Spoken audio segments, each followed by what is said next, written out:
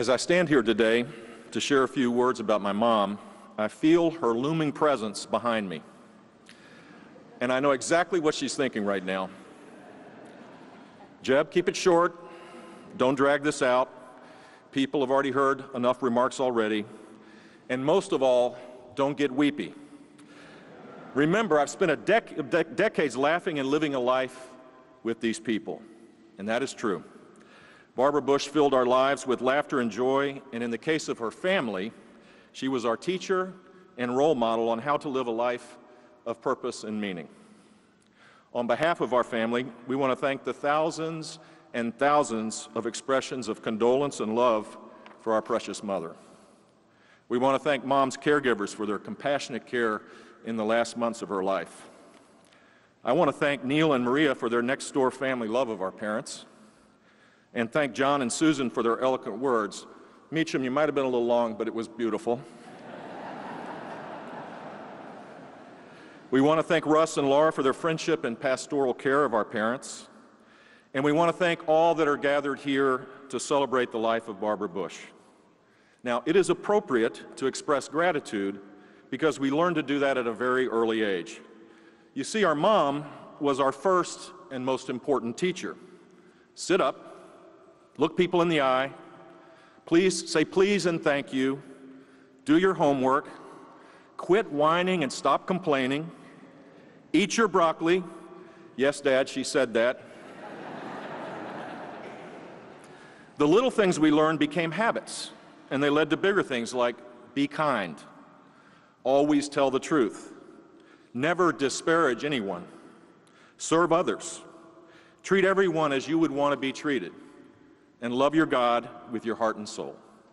What a blessing to have a teacher like that 24/7. Now, to be clear, her students weren't perfect.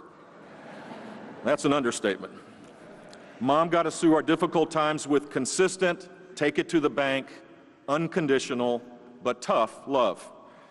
She called her style a benevolent dictatorship, but honestly, it wasn't always benevolent. When our children got a little older, they would spend more time visiting their Gampy and Ganny. All it would take would be one week, and when they came home, all of a sudden, they were pitching in around the house. They didn't fight as much, and they were actually nice to be with. I attribute this to the unbridled fear of the Ganny lecture and the habit-forming effects of better behavior taking hold. Even in her 90s, Mom could strike fear into her grandchildren, nephews, nieces, and her children if someone didn't behave.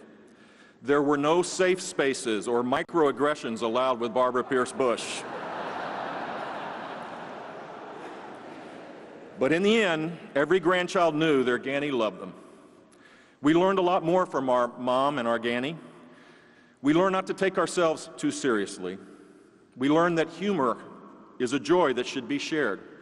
Some of my greatest memories are participating in our family dinners with Mom when Mom would get into it, most of the time with George W., as you might imagine, and having us all laughing to tears. We learned to strive to be genuine and authentic by the best role model in the world. Her authentic plastic pearls, her not culling her hair. By the way, she was beautiful till the day she died.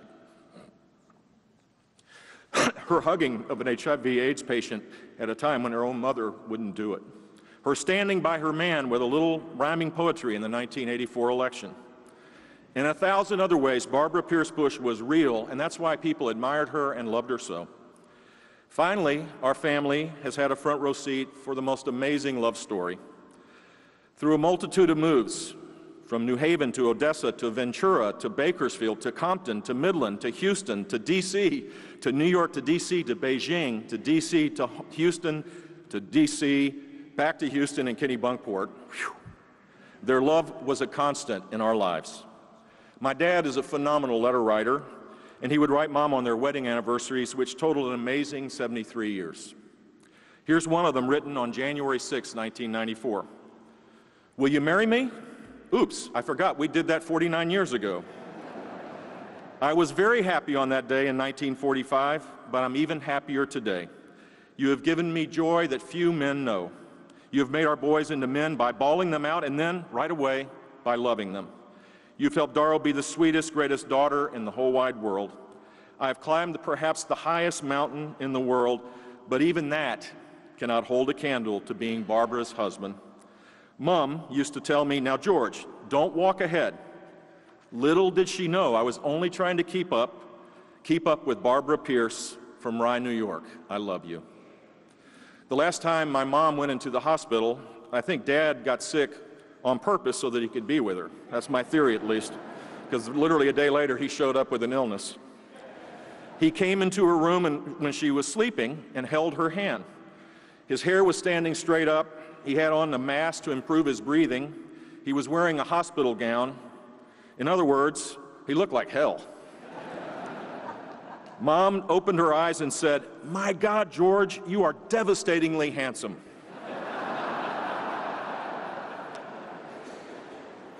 Every nurse, doctor, staffer had to run to the hallway because they all started crying. I hope you can see why we think our mom and our dad are teachers and models for our entire family and for many others. Finally, the last time I was with her, I asked her about dying. Was she ready to go? Was she sad? Without missing a beat, she said, "Jeb, I believe in Jesus and He is my Savior. I don't want to leave your dad, but I know I'll be in a beautiful place." Mom, we look forward to being with you and Robin and all of God's children. We love you.